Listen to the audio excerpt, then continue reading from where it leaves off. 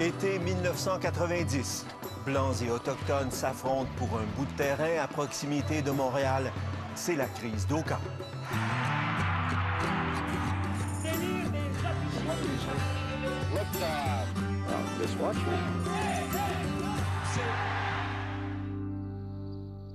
Ici Guy Gendron, bienvenue à Tout le monde en parlait. Le 11 mars 1990, les Mohawks du petit territoire amérindien de Kanesatake, à 50 km à l'ouest de Montréal, dressent une barricade sur un chemin de traverse qui mène au terrain de golf de la municipalité d'Oka. Ils s'opposent au projet d'agrandissement du parcours de golf sur des terres qu'ils estiment être les leurs depuis toujours. Personne ne porte attention à ce conflit local qui prendra pourtant des dimensions nationales et même internationales pendant l'été 90, l'été de la crise d'Oka.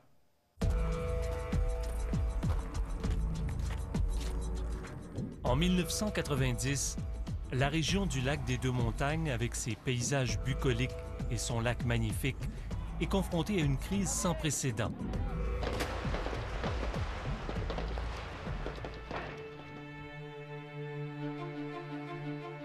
Voici le golfe d'Oka, situé dans un parc municipal. Un peu à gauche, les barricades que les Indiens ont érigées. Et encore un peu plus à gauche, le terrain que la municipalité veut acheter pour y agrandir son golf. Pour que les barricades soient levées, John Tchatcha voulait que la municipalité mette de côté ce projet. La municipalité en fait fi. Comme nous sommes propriétaires, je ne vois pas pourquoi on ne pourrait pas réaliser le projet qui nous intéresse. Oka veut également l'espace sur lequel se trouve un petit cimetière Mohawk, à côté du golfe. This is my land.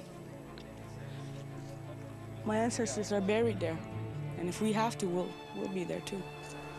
Les Mohawks protestent dans les rues d'Oka dès le mois d'avril 1990. Ils érigent 2 barricades sur le chemin de terre qui longe le golfe.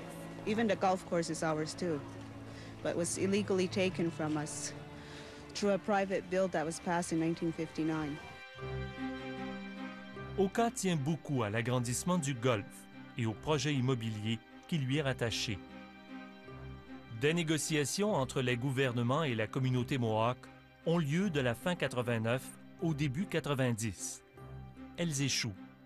Les négociations ont échoué à ce moment-là parce que les Indiens se sont retirés de la table de négociation. I think what the government did was it wanted to satisfy its constituents in the municipality of Oka and see how they could convince us that this golf course and the condominium development could go ahead. And you know, in spite of all the differences amongst Kanesatake Rono, we decided that we would stand united on the issue of land.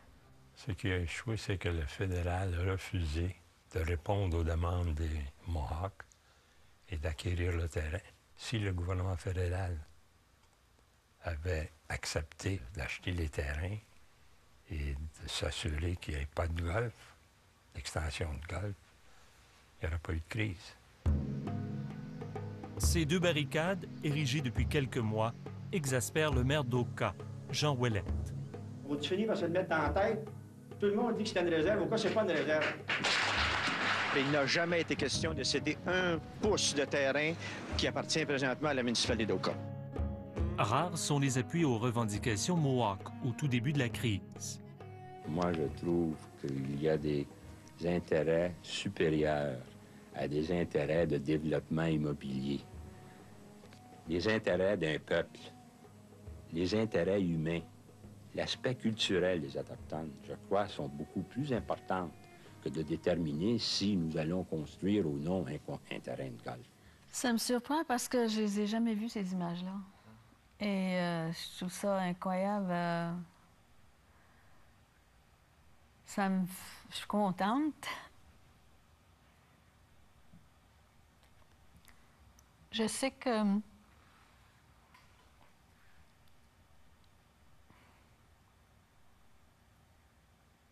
est-ce qu'on peut arrêter?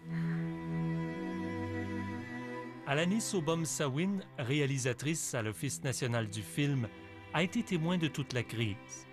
Elle s'étonne aujourd'hui d'entendre les propos de John Tchatcha. Ça me fait plaisir d'avoir vu ça, parce que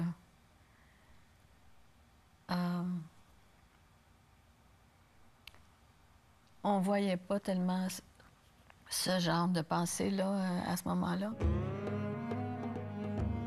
Les Mohawks réclament les terres de la seigneurie des Deux-Montagnes depuis plus de 2 siècles. Les propriétaires légaux de ces terres, les Sulpiciens, les avaient obtenues du roi de France en 1717, à condition d'y installer des Mohawks convertis. At that time, for over 273 years, we've been saying this is our land. We don't care if the Sun King of France, Louis XIV, decided to give this to the Sulpician priests. They never had any right to take the land. Avec les années, leurs relations se sont envenimées. Des Mohawks se sont même convertis au protestantisme pour couper tout lien avec les Sulpiciens. Après la conquête, leurs revendications sont encore rejetées.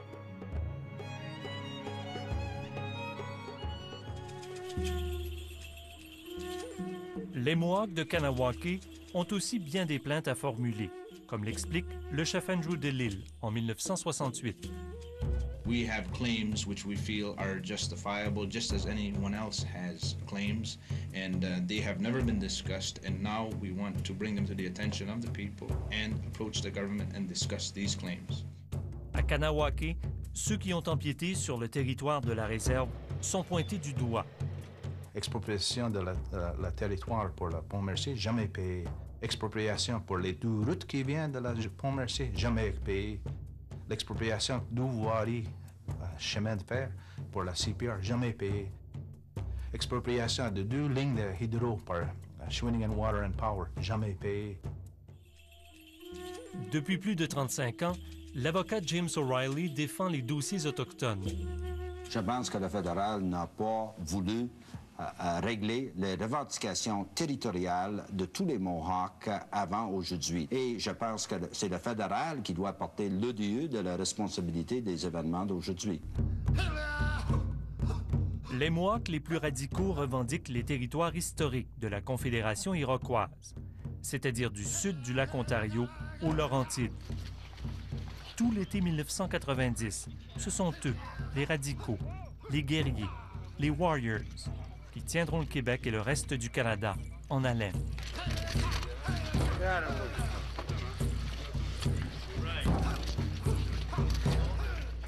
Après la pause, la Sûreté du Québec donne l'assaut et un policier est tué.